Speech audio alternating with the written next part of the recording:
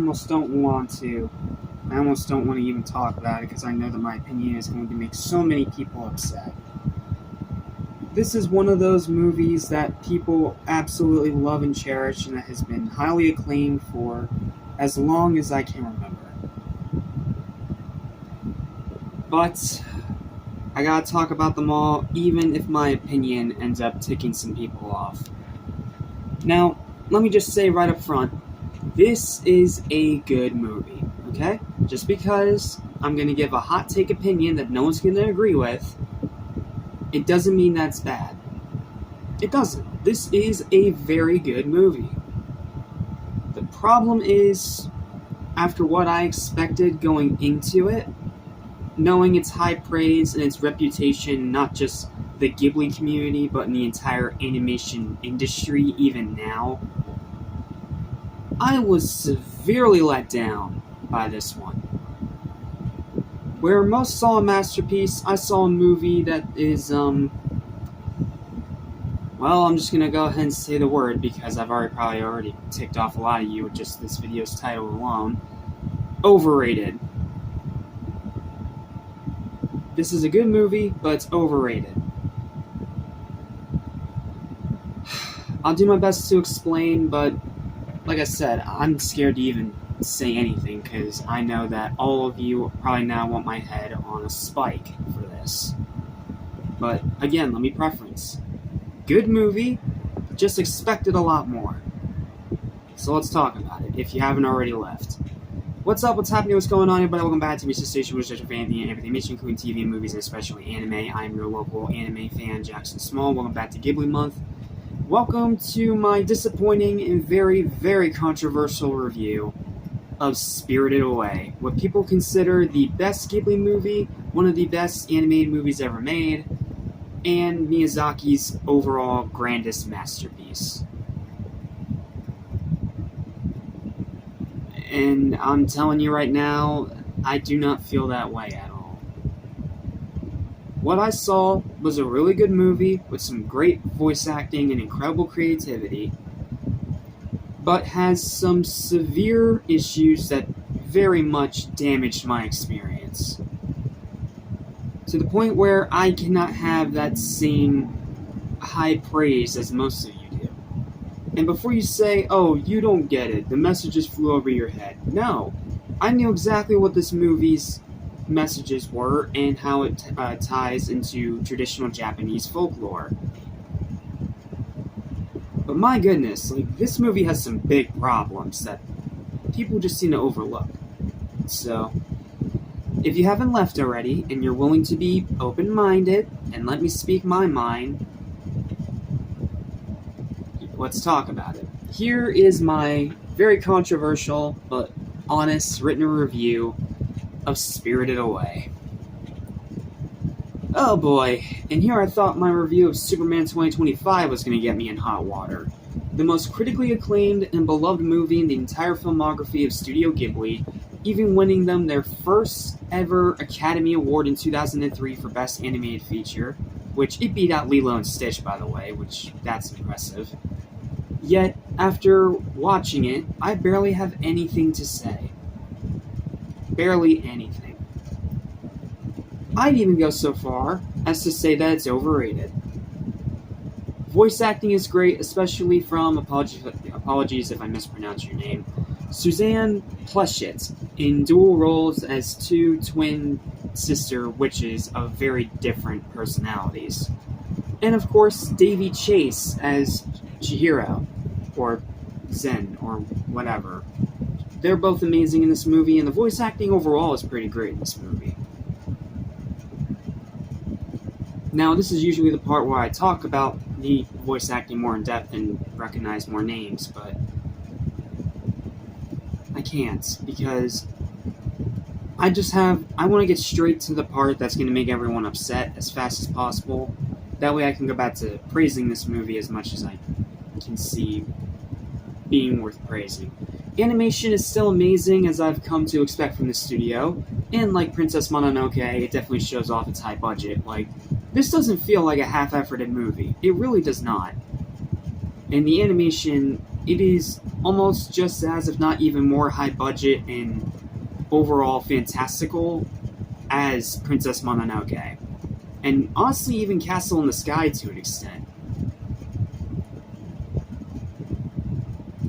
The characters are fascinating. I do really like the characters, aside from one, and we'll get to him, but the rest of the characters I do really like. I like Chihiro. I like, what the frick were their names? I like the mom, I like the dad. I like Haku, this dragon-human hybrid thing. Yuba got some pretty good laughs out of me. I liked her. So, yeah, the characters are fascinating, and I was more than engaged in their story. The music is beautiful, it's Studio Ghibli, that's to be expected, and it is bursting at the seams with Miyazaki's trademark creativity, with some of the most distinct and unique character designs I've ever seen in an animated feature. Even against other Studio Ghibli movies, this is some of the most unique and creative character design that I have ever seen. Unfortunately, that's where the positives stop, because it's got some serious flaws. And again, if you're one of the people that loves this movie and you don't want to hear me call it out on the things that I thought it fell short on, there's the door. The rest of you that are more open-minded and willing to hear me out, here are my problems with this movie. The pacing is too slow, making it feel twice as long as its length. It's a movie that's barely 2 hours, but yet it feels like it's 4 hours because it moves at the pace of a snail. It is one of the worst examples of a slow burn that I have seen in a while. The final 40 minutes feel like an unnecessary second climax. Before those final 40 minutes, it felt like the movie was wrapping up the story on an ambiguous but satisfactory note. But then it just kept going for another 40 minutes, and I was just sitting there like, okay, you're overstaying your welcome here. Please end. It's way too long at 2 hours, as so much of it is wasted on filler. So much of this movie is just over-explaining things or wasting time on scenes that you could very clearly just edit out, thus making it feel like it's way too long at 2 hours, despite the fact that some other Ghibli movies did good with just as much, if not even more time. It's so freaking sad. Story is a confusing, overly convoluted mess that drags tremendously in the back half.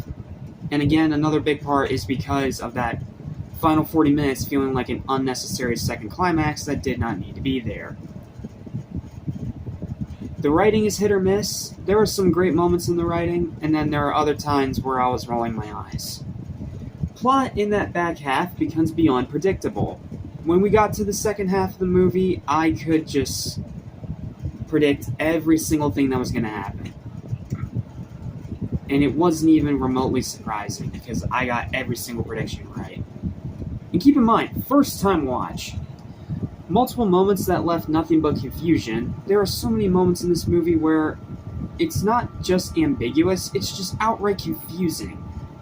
Look, some ambiguity I get, and I'll give you a pass, but there's a difference between ambiguity and seriously pushing my suspension of disbelief by not explaining things that need to be explained. No Face was so boring as a character, with pretty much no development at all. I did not like No Face at all. Sure, he had some shocking moments of gruesomeness because he started eating people, but as a character, he was so boring, and they never ever explain what his connection is to Chihiro at any point in the movie, even towards the end where he goes off on his own way away from Chihiro. They don't explain a damn thing, and it just leaves me feeling confused, baffled, and frustrated, because I'm like, I've seen this image of this character so many times, that iconic scene of them on the spirit train. But this character had no character. And again, it's another one of those instances where I don't understand how a character like that became so freaking iconic. Like, I don't get it. Is his design cool? Sure. Is the way that his body shapes around cool? Sure. Is his voice cool? Not really, because he doesn't really get a voice until he eats a frog. No, that is not a joke.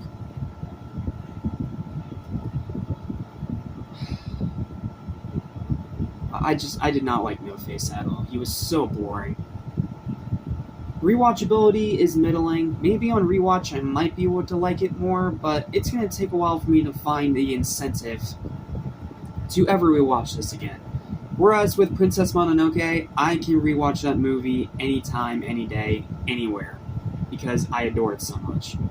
And the well-intentioned morals of memories and spiritual connection that are well-intended, and they are good messages to have, are bogged down by a script that desperately needed more refinement. You know how I've said in a lot of these Ghibli movie reviews how they've done a good job making all their messages not sound like preachy sermons?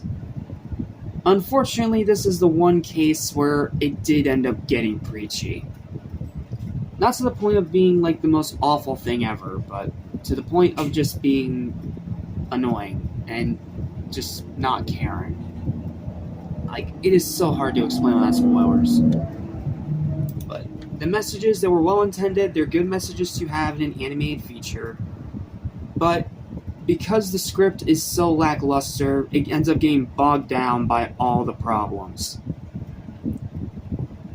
Maybe it's my fault for setting expectations so high after hearing about its non-stop acclaim for decades.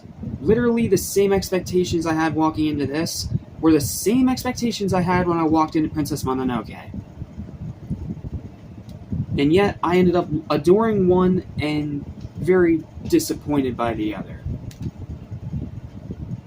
And if you do love this movie, please continue to love it. I understand that I'm probably on an island in my opinion, and I'm not going to ruin anything that this movie did to, make you feel the way that you feel. If you love this movie, continue to love it, it's just not for me.